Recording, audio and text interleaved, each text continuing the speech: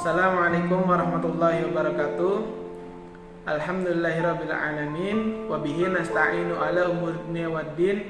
Wassalatu wassalamu ala asrofil anbiya'i wal mursalin wa ala alihi wa sahbihi ajma'in, amma ba'du. Yang saya hormati Bapak Aden Sudarman, SAGM PDI.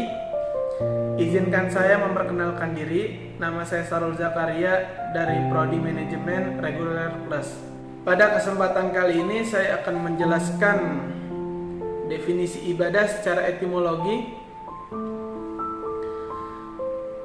Merendah dan tunduk dikatakan unta muabat, yakni tunduk. Jalan muabat, yakni tertundukkan. Ditundukkan oleh kaki, juga perkataan Tarfah Ibnu Al-Ab dalam karya mualaknya yang terkenal mendeskripsikan untanya. Berlomba unta pacu dan saling menyusul langkah demi langkah di jalan muabat. Perkataannya, di atas jalan muabat, yakni di atas jalan yang ditertundukkan karena seringnya dilalui. Yusuf Al-Qaradawi juga menjelaskan bahwa kata ibadah diambil dari bahasa Arab yang secara etimologi berarti taat, tunduk, patuh, merendahkan diri, dan hina. Kesemua pengertian itu mempunyai makna yang berdekatan. Seseorang yang tunduk, patuh, merendahkan diri, dan hina di hadapan yang disembah disebut abid. Budak disebut abdun karena dia harus tunduk dan patuh serta merendahkan diri terhadap majikannya. Ahli bahasa mengartikan kata ibadah dengan taat. Arti ini dipergunakan dalam firman Allah yang maksudnya, bukankah aku telah memerintahkan kepadamu, hai Bani Adam, supaya kamu tidak menyembah syaitan? Sesungguhnya syaitan itu adalah musuh yang nyata bagi kamu. Kisah surat Yasin ayat 60. Tujuan ibadah manusia, bahkan seluruh makhluk yang berkehendak dan berperasaan, adalah hamba-hamba Allah.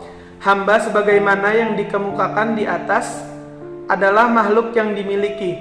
Kepemilikan Allah atas hambanya adalah kepemilikan mutlak dan sempurna. Oleh karena itu, makhluk tidak dapat berdiri sendiri dalam kehidupan dan aktivitasnya kecuali dalam hal yang oleh Allah Subhanahu wa Ta'ala. Manusia diciptakan Allah bukan sekedar untuk hidup di dunia ini, kemudian mati tanpa pertanggungjawaban, tetapi manusia diciptakan oleh Allah untuk beribadah. Hal ini dapat dipahami oleh firman Allah Subhanahu wa Ta'ala, yang artinya, maka kamu akan mengira bahwa sesungguhnya kami menciptakan kamu secara main-main, dan bahwa kami tidak akan dikembalikan kepada kami. Kisah surat Al-Mu'minun ayat 115. Karena Allah mengetahui tentang kejadian manusia, maka agar manusia terjaga hidupnya, bertakwa, dan diberi kewajiban ibadah. Tegasnya manusia diberi kewajiban ibadah agar manusia tetap takwa. Prinsip-prinsip ibadah, melaksanakan ibadah, yaitu niat lillahi ta'ala, ikhlas, dan tidak menggunakan perantara atau wasilah, dan dilakukan sesuai dengan tuntunan Al-Quran dan Sunnah. Hakikat ibadah dalam syariat Islam, ibadah mempunyai dua unsur, yaitu ketundukan dan kecintaan yang paling dalam kepada Allah Subhanahu wa Ta'ala. Unsur yang tertinggi adalah ketundukan, sedangkan kecintaan merupakan implementasi dan ibadah tersebut. Di samping itu, ibadah juga mengandung unsur kehinaan, yaitu kehinaan yang paling rendah di hadapan Allah Subhanahu wa Ta'ala. Orang yang tunduk kepada orang lain serta mempunyai unsur kebencian tidak dinamakan abid, orang yang beribadah. Begitu juga orang yang cinta kepada sesuatu tetapi tidak tunduk kepadanya, seperti orang yang mencintai anaknya atau temannya. Kecintaan yang sempurna adalah kepada Allah Subhanahu wa Ta'ala. Setiap kecintaan yang bersifat sempurna terhadap Allah Subhanahu wa Ta'ala adalah batil. Dengan melihat hakikat pengertiannya, Yusuf Qaradawi mengemukakan bahwa ibadah merupakan kewajiban dari apa yang diisyaratkan Allah Subhanahu wa Ta'ala yang disampaikan oleh para rasul dalam bentuk perintah dan larangannya. Kewajiban itu muncul dari lubuk hati orang yang mencintai Allah Subhanahu wa taala. Manusia ditakdirkan sebagai makhluk yang mempunyai kelebihan akal dari makhluk lainnya. Kenyataannya, manusia tidak selalu menggunakan akal sehatnya, bahkan ia lebih sering dikuasai nafsunya, sehingga ia sering terjerumus ke dalam apa yang disebutkan dehumanisasinya, yaitu proses yang menyebabkan kerusakan, hilang atau merosotnya nilai-nilai kemanusiaan. Disinilah perlunya agama bagi manusia. Hikmah ibadah: tidak syirik, memiliki ketakwaan, terhindar dari kemaksiatan, berjiwa sosial. Ibadah menjadikan seorang hamba menjadikan lebih peka dengan keadaan lingkungan sekitarnya.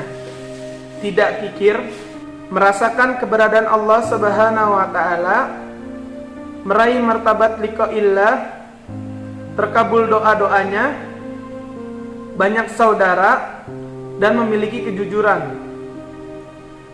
Berhati ikhlas, memiliki kedisiplinan, sehat jasmani dan rohani. Hubungan ibadah dengan iman.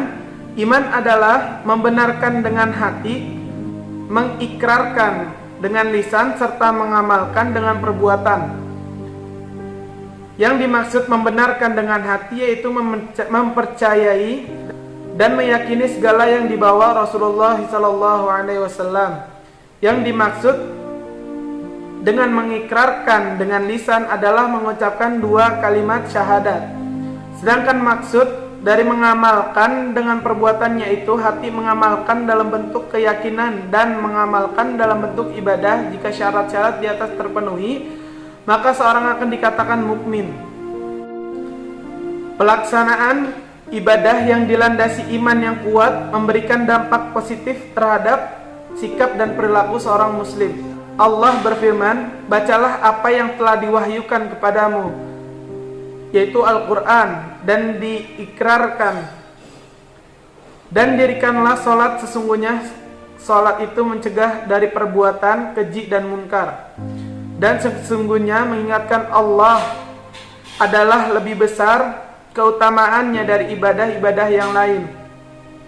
Dan Allah mengetahui apa yang kamu kerjakan. Salat itu mengandung 2 hikmah, yaitu dapat menjadi pencegah diri dari perbuatan keji dan perbuatan mungkar. Maksudnya dapat menjadi pengekang diri dari kebiasaan melakukan kedua perbuatan tersebut dan mendorong perlakuannya dapat menghindarinya. Dengan keimanan seorang akan tunduk dan patuh kepada aturan Allah Subhanahu wa taala. Dengan demikian sesungguhnya sangat erat hubungan dan saling mempengaruhi antara iman dan ibadah kepada Allah Subhanahu wa taala. Berikut hadis yang menjelaskan. Hadis riwayat Abu Hurairah radhiyallahu anhu. Ia berkata, Rasulullah sallallahu alaihi wasallam bersabda, setiap anak dilahirkan dalam keadaan fitrah. Keadaan orang tuanya lah yang membuatnya menjadi seorang Yahudi, seorang Nasrani maupun seorang Majusi. Sebagaimana seekor binatang yang melahirkan seekor anak tanpa cacat, apakah kamu merasakan terdapat yang terpotong hidungnya?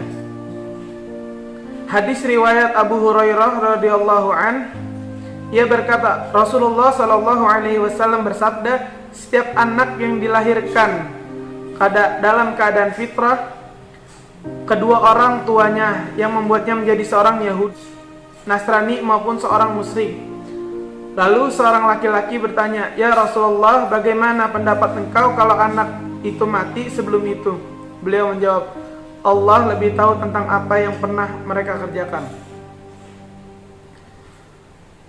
Cukup itu saja yang dapat saya sampaikan. Kurang lebihnya mohon maaf karena kekurangan datang dari saya sendiri, kelebihan datang dari Allah Subhanahu wa taala. Cukup sekian. Wabillahi taufiq wal hidayah. Wassalamualaikum warahmatullahi wabarakatuh.